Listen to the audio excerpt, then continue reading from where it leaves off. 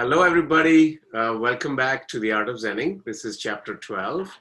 And continuing from the tradition of our last chapter 11, where we had invited a guest, we've been lucky enough again to have a wonderful guest with us today. That's Miss Tamara Butler, who is an energy coach. And we would be reviewing a lot of wonderful material for all of you to hopefully get a lot of value from today. Hello, everyone. I'm so excited to have Tamara here with us. Tamara is my friend and my coach, and she has helped me in the last couple of years to really evolve and grow and look into parts of myself that were hidden or that were not conscious. Tamara is an energy coach, so what she helps people do is identify all the areas of their life that are negative and then turn into more positive ways so we can enhance our quality of life. So handing over to you, Tamara, please tell us a little bit about yourself. Well, thank you, Sandy and Sadir. That's a very nice welcome. Yeah, so as an energy coach, I mean, I've done a lot of shadow work, and I think that's what we are going to talk about today. And it basically comes down to, you know, what we feel. So it starts with our thoughts. The thoughts create a feeling in our body. Whether we recognize it or not is, you know, that's the question. And then the feeling is what creates the action, reaction, response. You know, you want to get to a response rather than a reaction, if you're familiar with that. But, or inaction, where you don't do anything, where you go into kind of limbo, into hiding. And that's where the shadow gets created, is when we kind of dismiss what we're feeling and we try to make it something else, or it's not us. And so in a nutshell, it might sound like I might say it sounds easy to do, but you know, when I ask somebody how they're feeling, people say, oh, I feel fine, I feel good, or I feel lousy, I feel this, but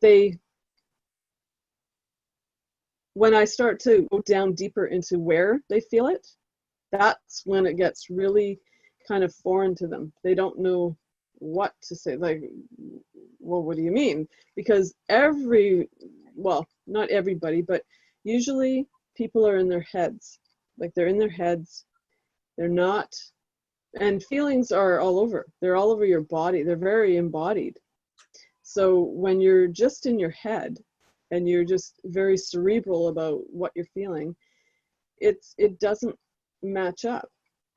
So when we get down to it, where if you want to feel something, it's like, so a really great exercise is to take an emotion that you do want to feel, and you make yourself a recipe for it that's really quick, simple, and you can do it at a stoplight, or, you know, at a minute at your desk before you go into a meeting, or whatever.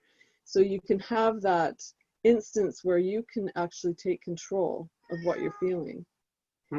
And I like to call it a recipe. That's very powerful. But we have our recipes already. We just are very unaware of them. Right. And unfortunately, you know, I think statistically, they have said that, whoever they are, has said that most of the thoughts that come up in our heads are negative, right? So when we have all these negative thoughts, and we have all these negative recipes of how we're feeling, it really can create a very, you know, it's a dialogue in your head that goes on and on and on, and it makes it weighs you down. It creates it. And the thing about these thoughts too is that they're not even ours. Half the time they're not even ours. And we carry them around, we create these, these negative feelings, and it does create kind of a feeling where you don't want it, right? So you hide it.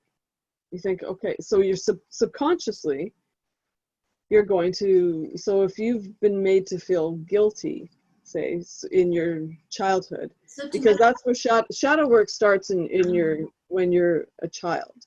right. You are told something over and over. And even though you could take a bunch of children and it would mean different things to different children, it is whatever the specific child is of what it means to them. And they create that meaning. And if it's a meaning that's been punished, then they most likely will hide it. They'll create it, they'll put it aside and like shun it away. So like So storing. it's not part of them. Yeah, even though it is still part of them. So And to it fights to get back out. To retract a little bit, I want you to first, for all those people who don't really know what we're talking about, what is a shadow?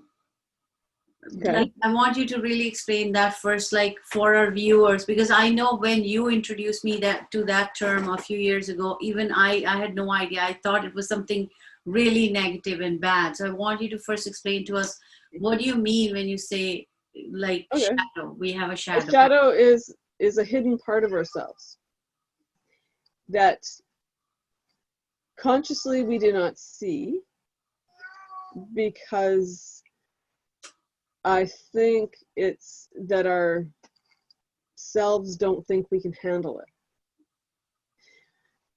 It's a part that we've deemed so horrible that we would rather bury it under all this negative emotion, and we create masks to cover it up, usually the antithesis of it, right? So if we have, if we feel like we're lazy, sometimes if we're told we're lazy or whatever, we'll become the opposite. And so we put on this mask and we try really, really hard to do that. So actually finding your shadow is, it's probably easier for people that know you really well to see it in the things that you do. Like, because everybody knows the little quirks about people they know really well, right? And you don't know it yourself. Yeah, and that's the scary part. You're blind to it. You have blinders on, like the horses, with the blinders on. Yeah. You don't see it, and when you start to get into it, it can be very, very, very painful. Of course, yeah, because you're actually removing the layers to finally be able to see it, right? And a lot of memories will come up. Yes. And because the shadow, there's a really good analogy. Now, probably the best shadow person who is no longer with us, but Debbie Ford, The Dark Side of the Light Chasers. Like, she had this beach ball analogy where she said you would take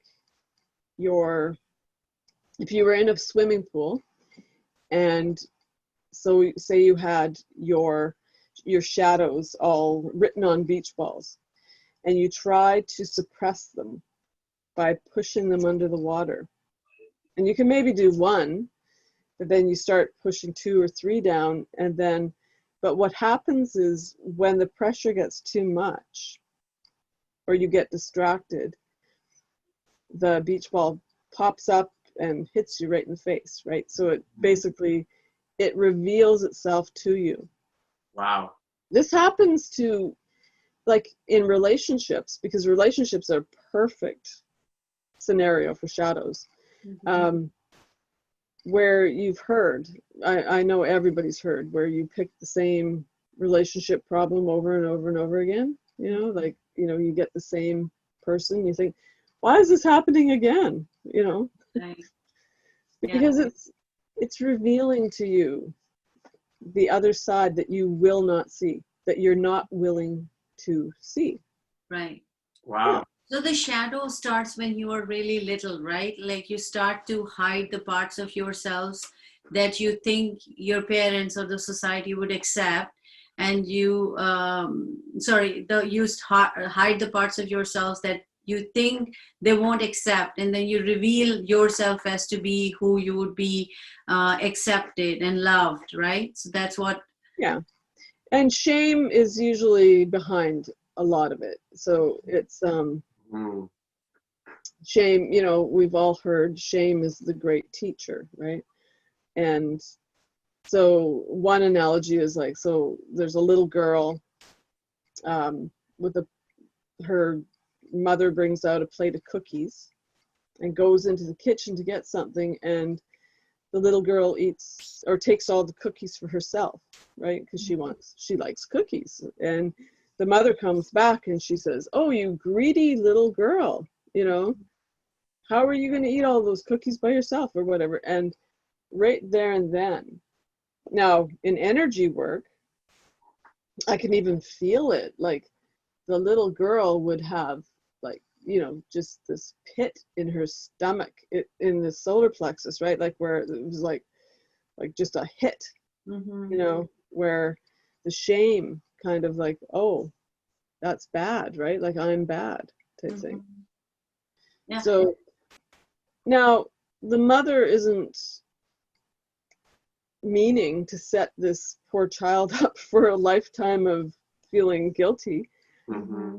You know, they're doing their best because they didn't know any better themselves. I mean, now as we're evolving, we're getting to know that, you know, the better scenario would be to explain, oh, wouldn't it be nice if we all could have some cookies, or, you know, like something a little bit more gentler.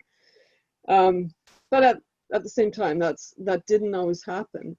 And so anything that where we took on, that it was something that was so bad that we had to almost dismantle it from ourselves, you know, like kind of like it wasn't, we, you know, it was almost like we were hiding it in the basement because it was just so despicable. And what happens is that is an emotion, and it gets trapped. And trapped emotions create problems. It creates cellular problems in your body. It creates disease. It definitely gets in the way of your daily relationships and your communication and the way you perceive the world, right? So it's not, not going out there, you know, this little girl isn't going to come out becoming the best cookie salesman or whatever, because, you know, she's feeling like she's this greedy little girl, right? You know? So it's very, like, it's simple little things that we think wouldn't make a difference in the world to us if they were told to us as when we were adults. But, you know, it's words. You know, that saying, sticks and stones can break my bones, but words will never hurt me, is just so not true. Words can be very, very. How do you help a client when they first approach you in terms of for identifying the shadows and then addressing them? Well, when people think they don't have a shadow, one of the really kind of cool little tricks, the shadow trick it's called, is you ask them, what is one thing that you just despise about somebody, or you just can't stand, that really bothers you about that other people do? And I've never met anybody that didn't have something, and so you take that. So when I did this, the first time I did this, mine was, I'm this big animal lover, so I said, oh, when people hurt animals or abuse animals, as my kitty cat is talking to me, and I was very, very confident that, rock solid, this was exactly what bothered me about other people. And then the spin came, and she said, well, whatever you wrote down, you wrote about yourself. So then that's when the inquiry comes in, and you actually have to be very honest with yourself, and you have to go dive deep and say, okay, so where do I abuse animals? And I'm not a vegetarian. So maybe that's something that really bothers me deep down. I know that if I had to rely on myself to go out and hunt for my own food, I probably, I wouldn't be able to. But because I can go, it's removed, I can go and buy it in the store, it's a different thing. Right. So, but it's still part of my shadow, and it's an ongoing process. It doesn't mean that just because this, that it's going to be gone. There are so many different layers to it. Now I know that I never buy eggs that are not free range, because of the little boxes they live in, or, so you take steps to go up there. But it's everything that bothers you about somebody else is a reflection back on you. And that's so powerful, because once you even realize that, in addition to acknowledging, you're now trying to address something that you can hopefully control without trying to fix the world.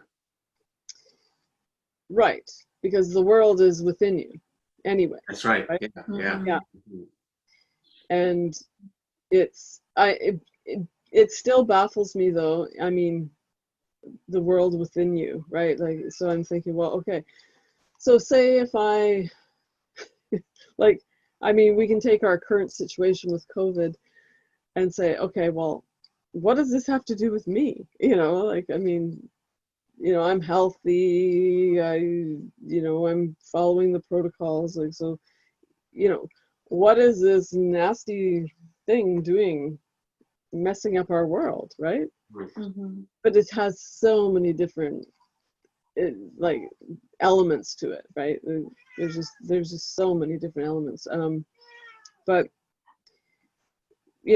when we I would say one of the first weekends that I did shadow work with myself, it was my whole family was getting together up at our property in the interior, and I declined to go. I said, I'm not going, I'm staying home. And I was home alone. And interestingly enough, I took down all the family pictures off the wall, and I did my own shadow retreat. And there was I think it was in this book, actually. Yeah, in this book, in the Debbie Ford book, there's a whole meditation thing that you go through, and it's a series of exercises and meditations that you go through, and it takes a lot of bravery, for one, to start really being truthful with yourself and allowing, I think some people are way better off to do this with a coach, because even having somebody there to hold your hand, not that we can do that in COVID times, but spiritually hold your hand while you're going through this is important, because shadow work in itself is a very dark place. Mm-hmm. It's okay. So yeah, talking about the dark night of the soul, it can be an extremely challenging thing to do. There's been some studies done on what people consider an actual dark night of the soul, because in this day and age, with a lot of people on like being in a state of depression, the dark night of the soul is not really the same thing. It's a spiritual awakening. So it's very different, and it feels, I don't feel like I've ever really been depressed, but I definitely went through some periods. And actually, the one thing about the dark night of the soul is it can happen more than once. Just because you go through it one time doesn't mean it'll never come back. It's like the spiritual journey is the ebb and flow. Yes, for sure. Right. But it's embracing. So basically the point is you embrace your shadow, and you realize that the shadow is a part of us that is just it's a part of us. Mm-hmm. So we are living in a society where everybody thinks, oh, I just want to be happy. Mm-hmm. You know, it's always about, oh, I want to be happy. But it's not everything is always happy. And we have a lot of stuff that, like, we are now, like, through quantum physics, we are now being able to prove that emotions are like a real thing, and thoughts are a real thing, and that they can become lodged, and that they do create problems in our physiology. And it's something deeper than just this, you know, whatever, you know, people think, well, you know, if you can't touch it or feel it, or science can't get their hands on it, then it doesn't exist. That's not true. It's just so not true. Where do you think thoughts come from, Tamara? Thoughts are floating around. They come from everywhere. They're a field. So and it's, you know, that the story about the island where there's two people on, or separate tribes on an island, and they both invent something at the very same time. Yeah. I can't remember what the story was called or whatever, but it totally depicts how thoughts can be carried, like they float through the air. Mm-hmm. And so it's always very, very important to ask yourself, like if you start watching your thoughts just as a hobby, which it's a really neat thing to do when you first wake up in the morning. If you start watching your thoughts and questioning, where did that come from, or where did that come, you know, because some things are just pretty wild, like really random, weird kind of things that come through. But if you start to realize that thoughts, okay, so it's you know, those little with the cartoons where they have the little clouds, you know, where it has the thought in it. It depicts a thought. Well, if you think of thoughts as those floating around, and they just kind of are passing you by, and they just kind of attach to your head, and boom, this thought appears. Mm-hmm. And then it just floats out, right? That is, it's very good to say, does this belong to me? Like, was this my thought, or was it a random thought that came from somewhere else? So when we start realizing that, like, for instance, okay, when we get back into the shadow work, sometimes, I will have some very dark thoughts. And it almost surprises me, because it's just not, it doesn't feel like me. Mm-hmm. Right? And it's the kind of stuff that you don't really want to talk about, because people will think you should go into an insane asylum or something, But I have to, I now actually don't even ask myself. I tell myself, that did not come from me. That was not me. And I release it. Mm. And there's a nice little thing where you say, you can't see me, but you take your palm and you say, you face it towards yourself, and you say, I am, and then you are. To the thought? To whenever you're feeling either threatened or attacked by somebody, or bullied, or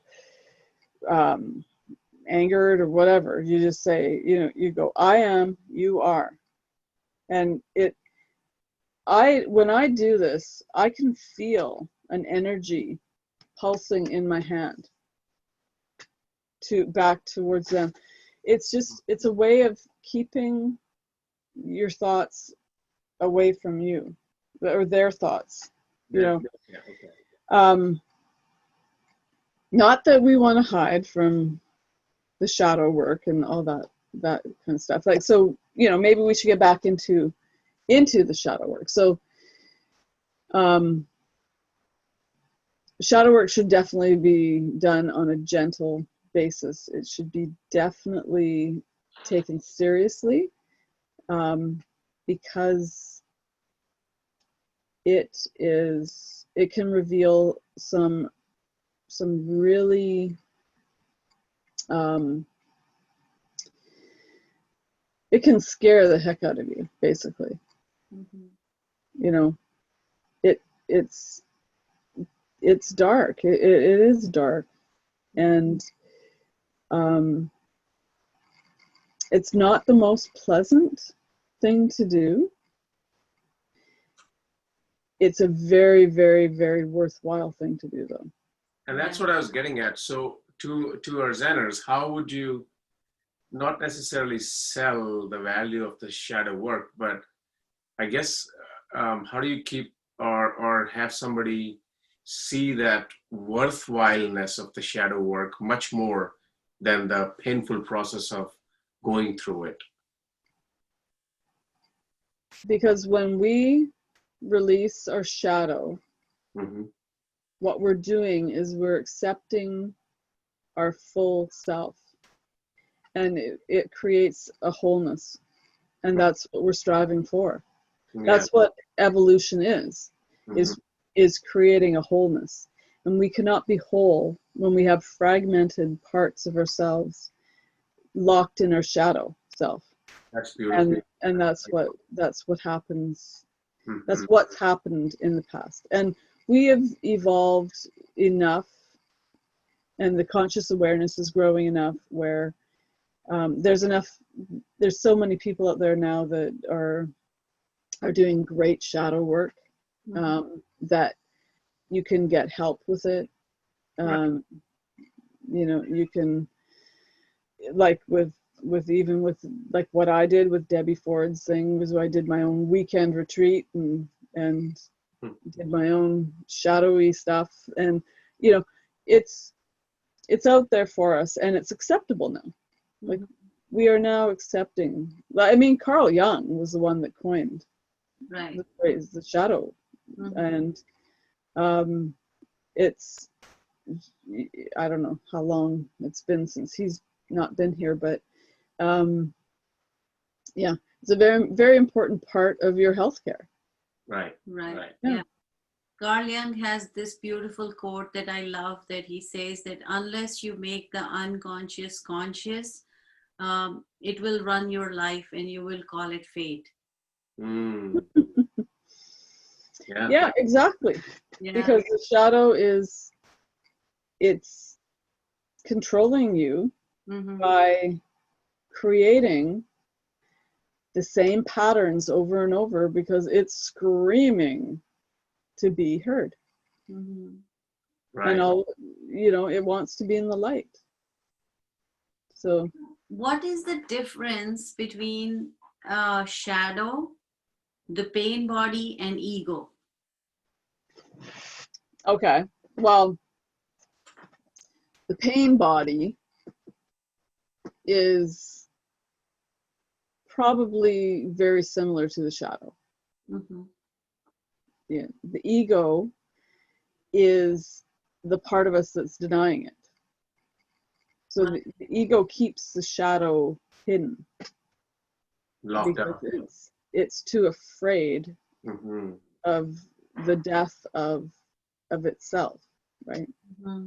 Yeah. So so I would say that in Eckhart Tolle's work with the pain body, the pain body is the shadow. It's right. It's just everything that it comes up when it needs to feed, like he talks about, when it awakens, and it's different in different people.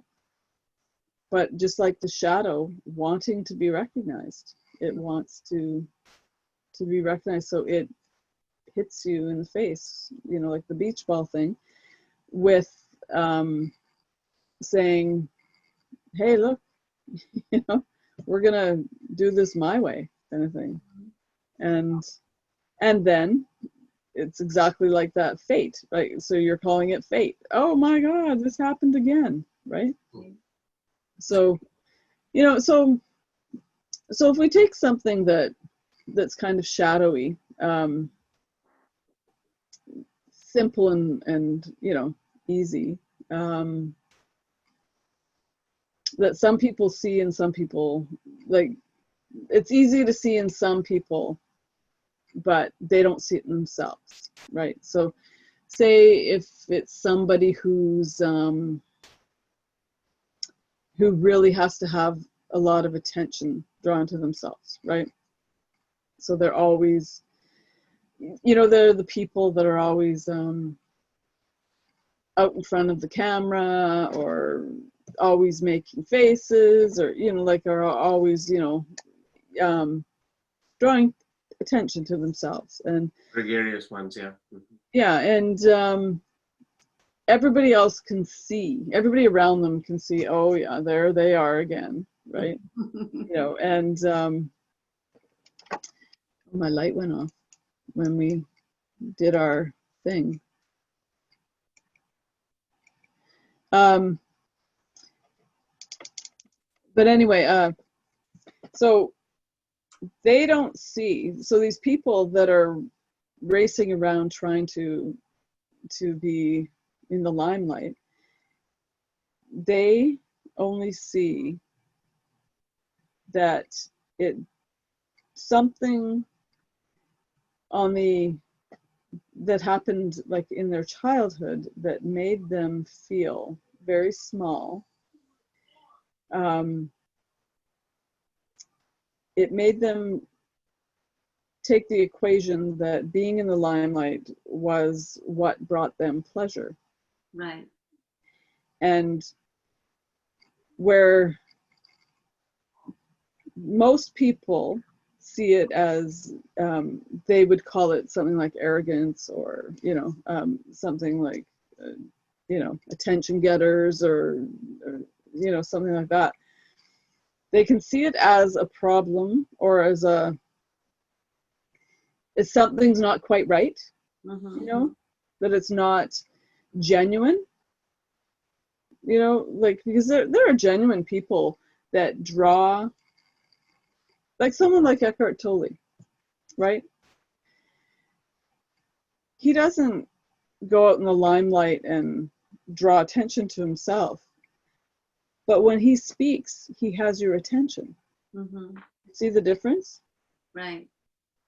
Where these other people are being clowns to draw your attention because they're so craving it, because they were void of it when they were little or whenever, whatever they decided. Like there's so many different scenarios. But back to the point where everybody else sees what is happening with this person except for them. Right. Yeah. And so when they have them pardon? see, so then the goal of the work is to have them see it for themselves. Yeah, to see it and to release it. To release it. To release the bondage that it has created in their life. Because I think when you're not genuine,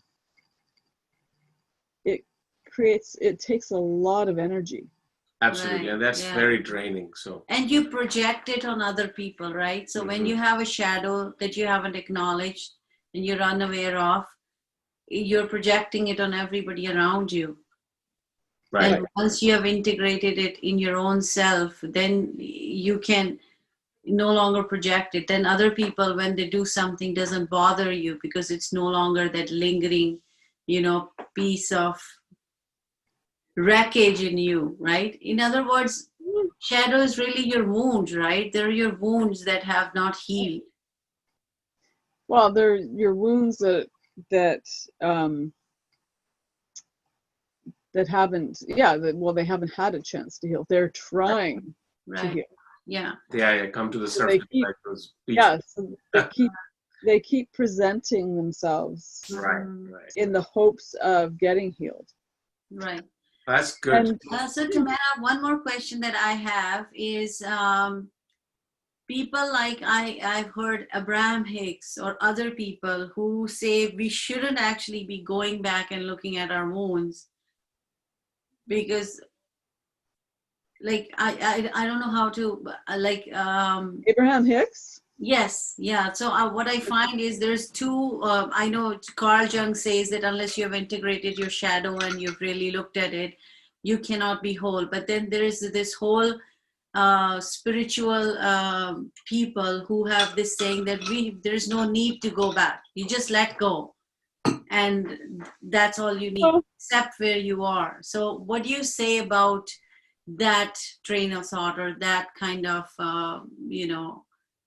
there's a fine line. I think both can actually work. Abraham Hicks, it's always their whole motto is think a better thought. So what they're doing is putting you into higher vibration. Right. Higher vibration.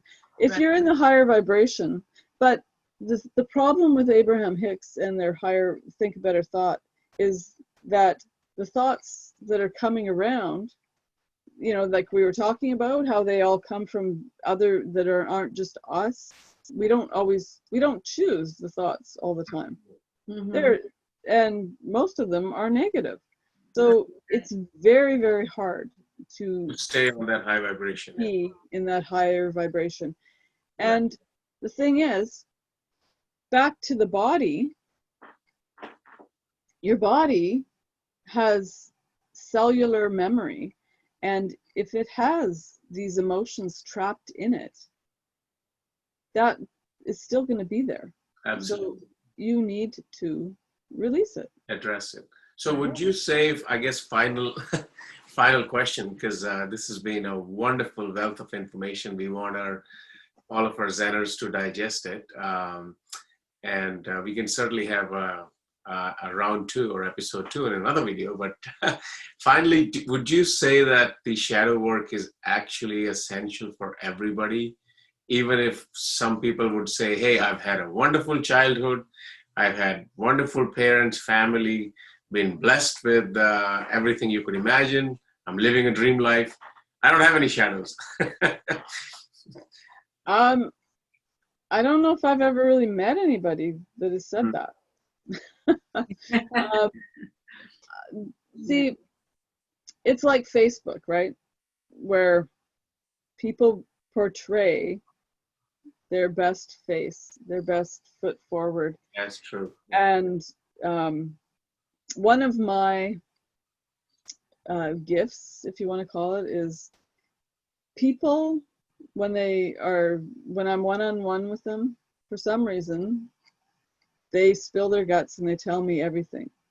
Like I'm just one of those people that they open up to, can say anything to. Mm-hmm. And it happens over and over because I have these friends, and they're on Facebook, they're one way, and on behind the scenes are a totally different way. So I don't know if I would even, if somebody came to me and said, I've had a wonderful childhood, I've, all that, what you've just said, if I would believe them. And even if, is there not a saying that says no one gets out of here unscathed? Right. Like we all get hurt feelings. We all get, even a hurt feeling can create a lodged of emotions somewhere in your body. Mm-hmm. Right. So in other words, if somebody does come across like that, then they haven't delved deep enough to even know themselves. I don't know. You know what? I'm going to say I don't know. Because I haven't met everybody on the planet. Yet. But it's the people that I have met, I would say most people carry a substantial pain body, shadow. Yeah. And it's just whether they're ready for it. Mm-hmm. Absolutely. I remember certain times in my life when I was here and then when I was here, when I wasn't ready, I didn't match up to go through it. And you need to be ready. You do. Good point. Yeah. Yeah. Be ready for it. Yeah. Well, that's you have to have. So my one more question I wanted to ask is, do we, like the fear of death, for example, is that a shadow too? All the fears that we have that are like a collective fear? The fear, it's a thought. Right. So when a thought is repetitive, it becomes a belief. And so it becomes a belief because it's a repetitive thought. Right. So the fear of death, when there is no death, we are like a vehicle, right? Mm-hmm. We've come into this body in this make and model, right? And we're driving around, but the soul doesn't die. It just moves on, right? It's going on and on and on. And so, but for the fear of death, as the thought form, if we think the same thing every day, it's like affirmations, right? Right. Once you think of an affirmation, you could think it again and again and again. The reason why it works is because thoughts create beliefs. Mm-hmm. And beliefs also can be removed. Mm-hmm. Because they are just an energy form. Right. Yeah. So that's wonderful, Tamara. This is so much to digest for us, for our Zenners, I know. But massive thank you again to you to join us, to give us the opportunity, and it's been a pleasure. We look forward to. I'm sure we'll have feedback, and let us know, you folks, any questions for Tamara, and you can reach out to her, of course, as well. And hopefully this has been a help to everybody. Till next time, take Thank care. you, guys. Thank you, so Tamara. much, Tamara. Yeah. Bye-bye. Bye-bye. Bye.